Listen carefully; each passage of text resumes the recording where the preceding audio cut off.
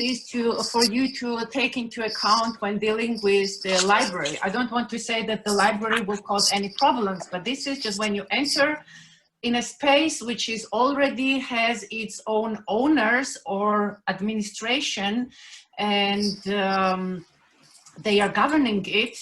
One has to take into consideration quite many challenges and obstacles when dealing with it, and also to deal with the public open space, which is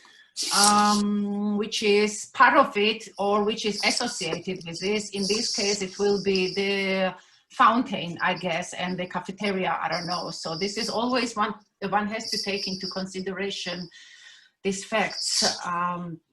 And I wanted to draw your attention to this one artist and artwork, which I think quite creatively and very, in very nice way, tried to illustrate all these problems.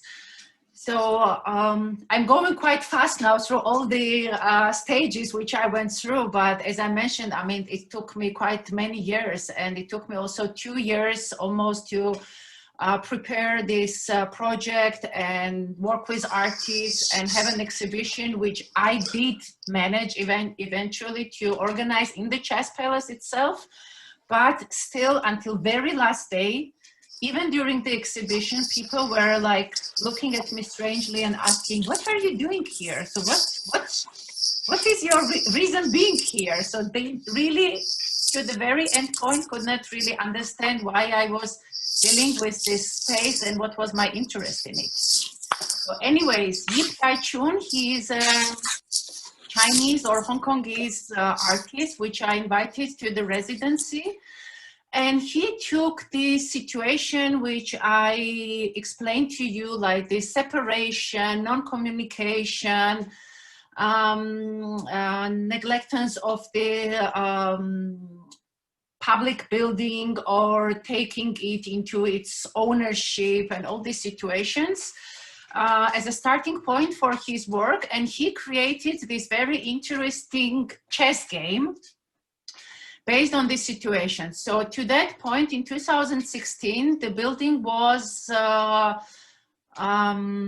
separated or separated in 7 entities. So to that point, there was the Chess Federation, there was the Chess Academy, there was billiard club, there was a restaurant, there was a beauty salon, and there was the Alpine Federation.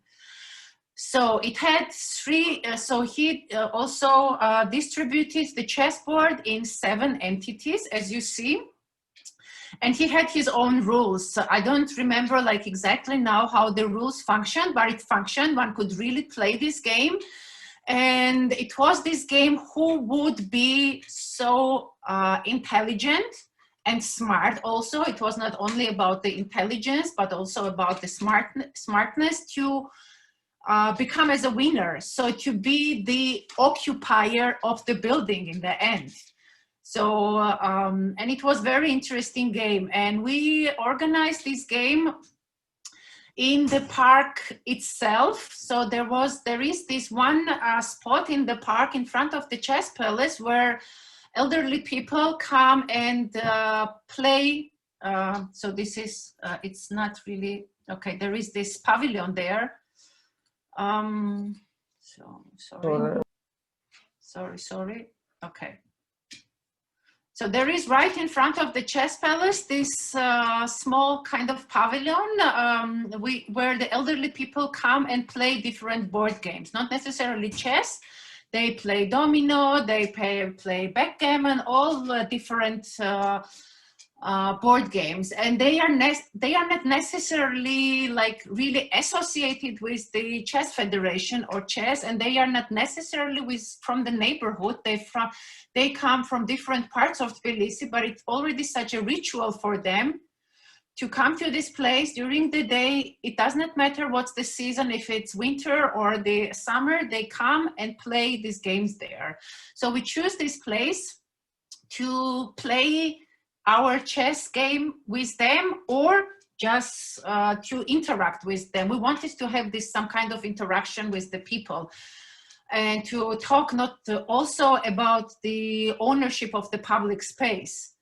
So, and this is the situation. So in the beginning, so you see the elderly men, they are on the other side, we are on the other side. In the beginning, they were quite suspicious to us. So they would look at, what is this game? It's not really chess. What are you fooling around? Blah, blah, blah. So they were like commenting, but after some time, they got so interested that you already see they are looking at us, and after a while, they were giving us already some advices how to play the game.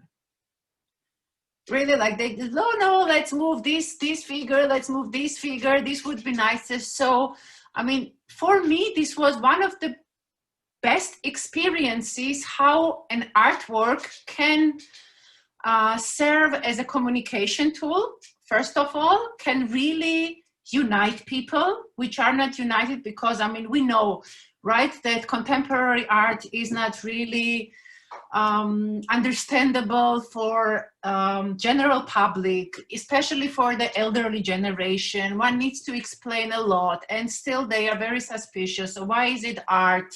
How do you understand, why you consider it as an art? So, and this artwork, this game really served as this communication tool for me.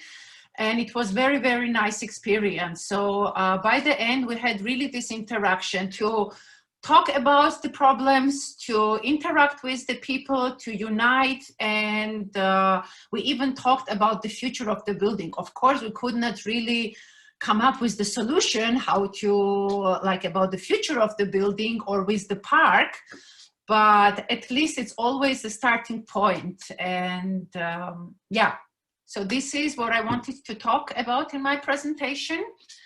It was very fast, I know. I tried to fit into 20 minutes.